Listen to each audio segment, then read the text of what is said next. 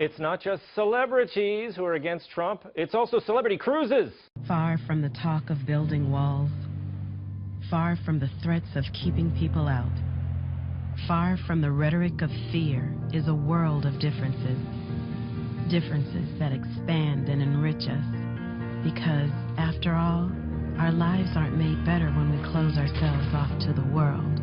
They're made better when we open ourselves up to it. Celebrity Cruises. Well, apparently the ad isn't just an attack on Trump. The CEO of Celebrity said, quote, "It's in response to the rhetoric around the world." And she isn't worried about losing passengers, noting, anybody that truly looks at this and says we're not going to sail on Celebrity again, they're probably not sailing on Celebrity. You know, there's one celebrity cruise that I want to take. The editors of the Weekly Standard invite you to join them for our December 2016 post-election cruise to the beautiful Caribbean. No. Now, hey, come on. That's not real. That's a real cruise. Post-election. Yeah, you got to get a lobotomy before you get on board. Andrew, wouldn't you love that? Partying down with William Crystal? Yeah, just suits on a cruise. Like snakes on a plane, but with paper hats. It's what not else just... are you supposed to do on a cruise? Exactly. The people who read the magazine, they want to hang out with their favorite conservative celebrities, right? It's interesting that it's after the election. Well, what do you think, Shama, what do you think about this celebrity cruise? I think it's obviously an anti-Trump ad, but... I think it's brilliant marketing is what it is. Like, the marketer in me is like, high-five celebrity. Really? Right? Because any other point in time, it's just an ad. No one pays that much attention to it. But they do it now, right? They play off the Trump rhetoric. And guess what? We're talking about it right here. Look how much play they're getting. If You're I'm right. their CMO... I'm giving myself a raise. But what do you about the idea that Trump fans, they're very sensitive, we know that.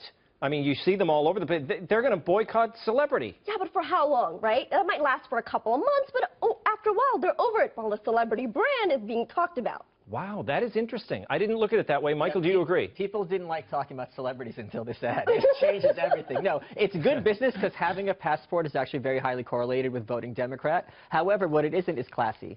At the same time, the last time you had a cruise that was classy, it's sunk in the bottom of the North Atlantic in 1912, so you can't really, you know, I mean, it's embarrassing, and they're trying to reach a new audience because cruises have a very bad reputation. They reach a certain crowd, and this is them trying to reach the urban progressives, and it's a weak attempt to do so, in my opinion. Well, and you mentioned the passport. I think a lot of these cruises, you don't need a passport, am I right? The ones that You've got to be able to have a passport if you're going to other countries. There's no way. I think the cruises, we're going to, you know, Okay. we have something called halftime. We're going to check on. Okay. But I think a lot of these Andy's cruises. going to yell at me. Oh, my God, I'm sorry. This is what I think, and this is the thing that Andy can check up on. I think if you leave it from Miami, you can go out and you can go to the islands in Central America. As long as you come back to Miami, you don't need a passport for that. You just need some kind of, I think you need like a utility bill or something.